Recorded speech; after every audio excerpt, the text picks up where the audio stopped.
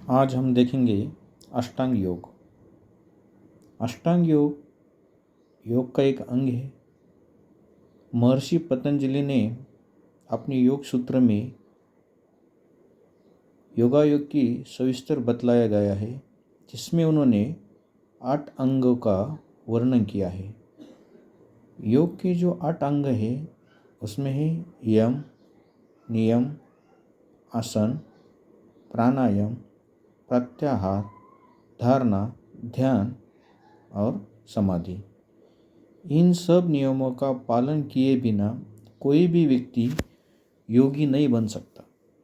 ये केवल योगियों के लिए ही नहीं, बल्कि जो जीवन में सुख, शांति, समाधान चाहता हो, उन सब के लिए उपयोगी है। मैं तो कहता हूँ ये हर एक की आज के इस युग में ज़रूरत है। महर्षि पतंजलि ने इस 8 अंगों को 2 भागों में विभाजित किया है। एक है बहिरंग योग और दूसरा है अंतरंग योग। बहिरंग योग में यम, नियम, आसन, प्राणायाम, प्रत्याहार आते हैं, जो बाहरी अंगों पर काम करेंगे। और आंतरिक अंगों पे काम करने वाली जो ध्यान धारणा है या जो योग है, वो है धारणा, ध्यान और समाधि। बहिरंग योग, इसका तात्पर्य बाहरी तौर पर मानव जीवन का परिशोधन करना, सामाजिक, वैयक्तिक, शारीरिक, इंद्रियगत शुद्धि करना, ये उद्दिष्ट बहिरंग योग का है। बहिरंग योग में जो पहला आता है वो है यम। यम इसे महाव्रत भी कहते हैं, मतलब ठान लिया तो ठान लिया, फिर से किसी भी हालत में करना ही करना है। यम 5 होते हैं: अहिंसा, सत्य, अस्तेय, ब्रह्मचर्य, अपरिग्रह। अहिंसा, बुद्धि, वाणी और शरीर से किसी भी प्राणी को कष्ट न देना, सभी प्राणियों में एक ही आत्मा हो ये देखना, सब जीव एक ही परमात्मा के बने हो ये समझना, शत्रुओं के विचार मन में ना रखना, जो की हत्या ना करना, सब पर प्रेम करना, सबको अपना मानना, इसे अहिंसा कहते हैं। दूसरा आता है सत्य। सत्य क्या है? काया, वाचा, मन से सत्य वचन बोलना। ऐसा करने से उसका बोला हुआ हर शब्द सच होता है। सत्य वचन बोलने से साधक इच्छित फल प्राप्त करता है। सत्य से मन शुद्ध रहता है। सत्य से बुद्धि निष्कलंक रहती है। सत्य वचन से जिह्वा पर सरस्वती का वास होता है। ये भी एक तप है। इस तप के माध्यम से वाचा सिद्धि की प्राप्ति होती है। तीसरा आता है अस्तेय। मन, वचन, कर्म द्वारा किसी भी प्रकार से किसी के हक को ना चुराना या ना छीनना अस्तेय होता है। अर्थात दूसरे के द्रव्य को मिट्टी के समान समझे, पर धन को मट्टी समझे, ये अस्तेय होता है। चौथा आता है ब्रह्मचार्य। ब्रह्मचार्य अर्थात ब्रह्म अनुरूप जीवन बिताना, उसे ब्रह्मचर्य कहते हैं। ब्रह्मा सबसे बड़ी सत्ता को कहते हैं। चर्य का अर्थ होता है रहना, होना।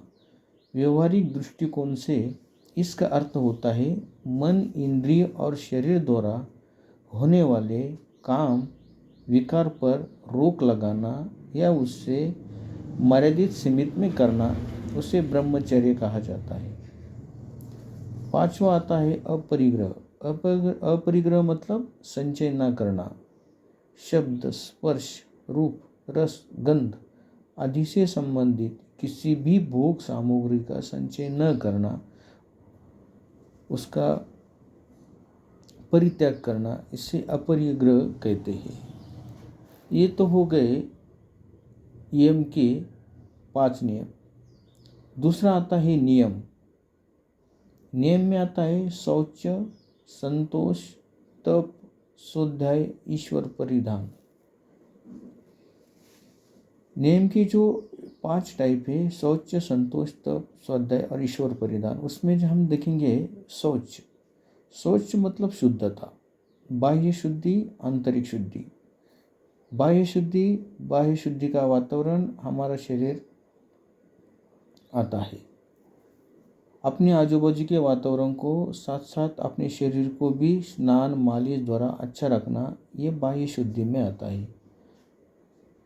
आंतरिक शुद्धि अगर देखेंगे तो उसमें मन की स्वच्छता कैसे समझेंगे? उसमें अहंकार, द्वेष, राग, मत्सर, ईर्ष्या, भय आदि दुर्गुणों से त्याग कर भीतर का पवित्रता लाना, पवित्र रखना, मन को नियमित अच्छे कर्मों में उलझाए रखना, ये आंतरिक शुद्धि में आता है। तो नियम में जो शौच बोले उसमें बाह्य शुद्धि और अंत शुद्धि इस प्रकार आती है। नियम में दूसरा अंग होता है संतोष, समाधान। संतोष में जो सुख होता है वो परम सुख होता है। जो हमें प्राप्त हुआ है उसी में समाधान रहना संतोष कहलाता है। भगवान ने जिस भी हालत में हमें रखा उसमें समाधानी रहना संतोष कहलाता है। इससे होता क्या है? इससे मन तो शांत रहता है, लेकिन जिंदगी के प्रति भी हमारा जो बिहेवियर बोलते हैं अपन, वो अलग हो जाता है। तो इसलिए अष्टांग योग में नियम के अंतर्गत संतोष बहुत जरूरी है। जो आत्मा या मन संतोष रहता है वो किसी के प्रति ईर्ष्या या द्वेष नहीं रखता, या खुद के प्रति भी ईर्ष्या और द्वेष नहीं रखता। इसलिए अगर नियम का हमें पालन करना है तो संतोष की ओर भी देखना पड़ता है। तीसरा आता है तप। मन और इंद्रियों को संयम से नियमित पालन करना तप कहलाता है। मतलब क्या? अगर आपने अपनी ज़िंदगी में कुछ चीज़ें करने की ठानी है तो वो नियम से और नियमित करना उसे तप कहलाता है। सच बोलना, अहिंसा से रहना, संतोष से रहना, ब्रह्मचर्य का पालन करना, ये जो चीज़ें हैं जो मन में ठानी है या इंद्रियों से करनी है, रोज़ सुबह उठना है या शौच को जाना है, जो तुम्हारी लाइफस्टाइल है उसका जो नियम है, वो नियम में जो आपने बदलाव लिया है या ठाना है ये चीज़ करना है, वो हमेशा के लिए करना या रेगुलर करना, उसे तप कहलाता है। चौथा आता है स्वाध्याय। स्वाध्याय का अर्थ होता है स्वतः को जानना, अर्थात खुद को जानना। मतलब हमने जो भी कुछ ठाना है या जो कुछ दिल में लिया है वो हम रेगुलरली करना है, और ख़ुद को ये याद दिलाना है कि मुझे ये करना है, और ख़ुद की तरफ ये भी ध्यान रखना है कि हर रोज़ मैंने जो कुछ ठान लिया था तो वो कर रहा हूँ क्या नहीं कर रहा हूँ, उसे स्वाध्याय कहलाता है। पांचवा आता है ईश्वर प्रणिधान। ईश्वर प्रणिधान मतलब ईश्वर के प्रति प्रेम भाव रखना, ईश्वर ही सर्वतोपरि है, ये ध्यान में रखते हुए हर एक काम करना। इससे मन को तो शांति मिलती है, लेकिन अहंकार, द्वेष, वासना, इच्छा, अपेक्षा, मोह, माया, लोभ ये भी छूट जाते हैं। सब कुछ उसके हाथ में। इस हिसाब से आप अगर करेंगे ना तो खुद के अंदर एक बदलाव आ जाता है।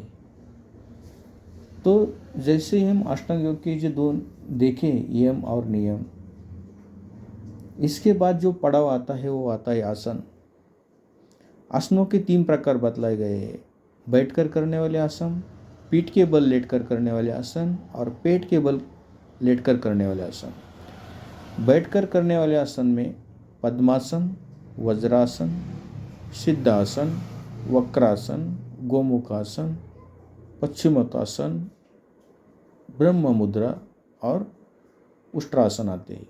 पीठ के बल लेटकर करने वाले आसन में अर्धहलासन, हलासन, सर्वांगासन, विपरीत करण्यासन, पवन मुक्तासन, नौकासन, शवासन आते हैं। पेट के बल लेटकर करने वाले आसन में मकरासन, धनुरासन, भुजंगासन, शलभासन, विपरीत नौकासन आते हैं। चौथा जो आता है अष्टांग योग में वो आता है प्राणायाम। प्राणायाम का अर्थ होता है प्राण प्लस आयाम। प्राणायाम प्राण का श्वसन को लंबा करना या जीवन शक्ति को लंबा करना, श्वास को नियंत्रित करना भी उसका अर्थ हो सकता है। प्राण के आयाम को बढ़ाना उसे प्राणायाम कहते हैं। प्राण किसे कहते हैं हम? जो श्वास अंदर लेते हैं उसको प्राण बोलते हैं। उसको उसकी कैपेबिलिटी बढ़ाना तो उसको प्राणायाम कहते हैं। इसके भी 8 भेद होते हैं। प्राणायाम के 8 भेद होते हैं। सूर्य भेदन, उज्जाई, शीतकारी, शीतली, भस्त्रिका, भ्रामरी, मूर्छा और प्लाविनी प्राणायाम होते हैं। इसमें पूरक क्रिया द्वारा लंबी गहरी श्वास देर तक अंदर की जाती है। कुंभक क्रिया द्वारा रोकी जाती है और ये आंतरिक और बाह्य ऐसी 2 तरह से किया जाता है। रेचक इसके श्वास बाहर छोड़ी जाने उसको रेचक बोलते हैं। मतलब प्राणायाम में श्वास लेना और उसको अंदर तक रोके रखना, अंदर लिया तो उसे पूरक कहते हैं, लेकिन वही श्वास को अंदर ही रोक के रखना उसे कुंभक बोलते हैं, उसको पूरक कुंभक बोलेंगे। और जैसे ही श्वास बाहर छोड़ी उसको रेचक बोलेंगे, लेकिन छोड़ी हुई श्वास को बाहर ही रोक के रखना उसको रेचक कुंभक बोलेंगे। तो इस तरफ हम प्राणायाम का अभ्यास करते हैं। उसके बाद आता है प्रत्याहार। अष्टांग का ये 5वां और बाहरी में 5वां और आखिरी अंग होता है।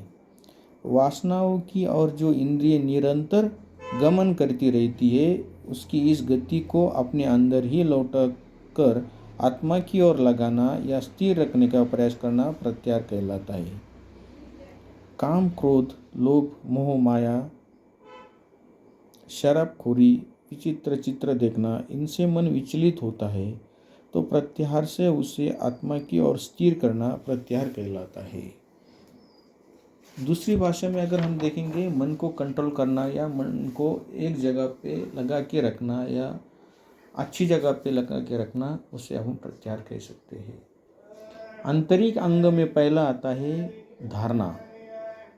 ये अष्टांग योग का छठा और अंतरिंग योग का पहला अंग है। योग शास्त्र के अनुसार धारणा का अर्थ होता है मन को किसी एक बिंदु पर लगाए रखना। ध्रुव का अर्थ होता है आधार, नींव, बेस, अर्थात ध्यान की नींव, ध्यान की आधारशिला। धारणा से ही ध्यान की तरह अच्छा जाया जा सकता है। ये 2 प्रकार की होती है। बाह्य विषय में चित्त को बांधना, जैसे अपने इष्ट देव या किसी मूर्ति पर ध्यान लगाना या किसी ज्योति पर ध्यान लगाना। और दूसरा है अपने आप को अंतःकरण में देखना या श्वास को देखना। ये 2 तरफ की धारणा हम कर सकते हैं। धारणा के बाद जो पड़ाव आता है वो आता है ध्यान का।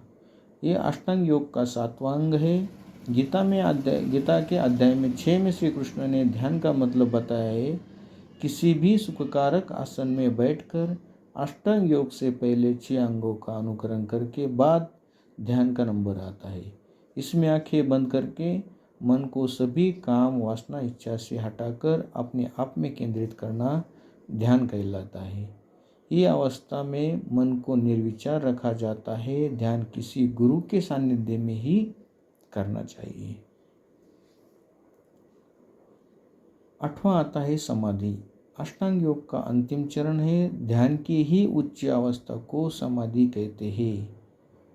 समाधि में ध्यान में जैसे निर्विचार आदमी हो जाता है, उसी तरह समाधि में आदमी विचार के विहीन तो रहता ही है, लेकिन वो अपने जो 7 चक्र बोले हैं उससे भी ऊपर उठकर उसके आत्मा को उसके पार कर जाता है, उसे समाधि कहते हैं। इस तरह हमने अष्टांग योग आज देखा है।